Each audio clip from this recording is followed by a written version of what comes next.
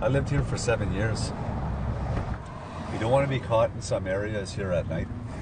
Remember, a friend was downtown and there's a pizza joint not far from the bar, and he took an alleyway to get back to his car, and they beat him up for his pizza. It's not a good place. I don't like this city anymore. For years, Rob Joly's tried to avoid North Bay, but today he's here looking for something. He might have went this way. Let's go this way, we think. Or rather, looking for someone. Luke comes out the steps, stands there, looks around like this, and heads west. That was the last time he was seen. The year was 2011.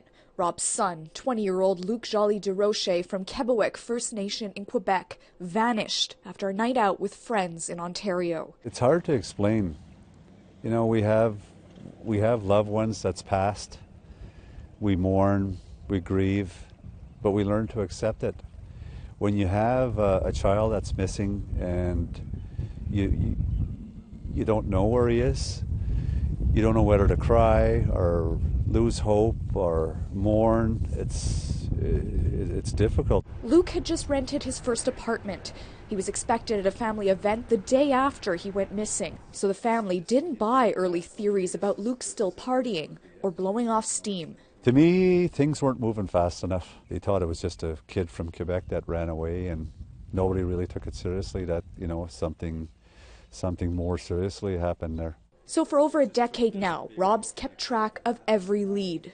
When we first started getting in with the media, I made a scrapbook. Every headline. The search continues, March 21st.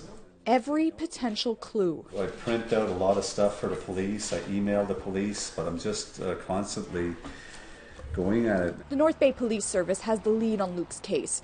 It's switched hands a few times, but the acting investigator insists the file is still very active. It's around the 600 tips that we've received from the public. Again, we've spoken to over 1,300 people, and that's from anywhere from North Bay to Timiskaming, Kebaowek, Toronto, British Columbia. Hundreds and hundreds of statements have been taken, official statements that people went on the record. So Rob's revisited the night of Luke's disappearance on his own, over and over.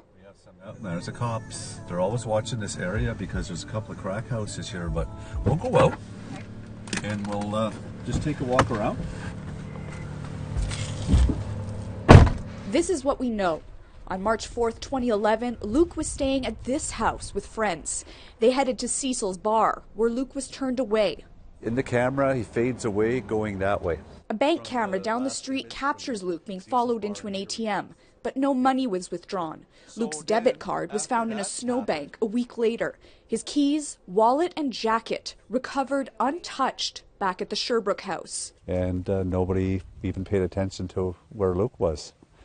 And it seems like they just forgot about him that night. Even today, locals have theories. Well, I hear it was over a $20 debt.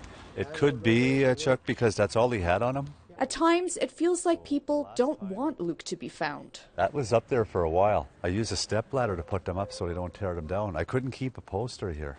Every lead is turned over to police. We table talk a lot about, what are some of the possibilities here? And it's wide open at this point. But Rob says that gap is narrowing. Now, there are extra hands on deck. I have to say, since Ellen came on board, Luke's case is gone to the front lines again. The Ellen he's referring to is private investigator and podcaster Ellen White. Together, as a start, they've created an anonymous tip line and have rejigged the case's profile on social media. It's solvable.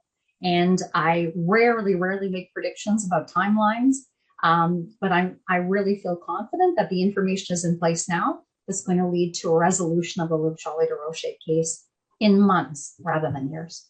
Despite having over 30 years' experience in cold case investigations, Ellen says it's hard to be unmoved by Rob's dedication. First parent we've ever taken out on ride-alongs, knocking on doors with me, going into crack houses with me. Really being there, doing everything that he can to get some information about his son. That commitment, that drive, is really going to bring about the resolution for this case. Rob says he won't stop until he knows everything. I want to find him. He's my boy. He's my only boy, and I was proud of him back then like I would be today, and I just wonder, where he'd be today and what he'd be doing. He's somewhere near. I just feel that in my heart.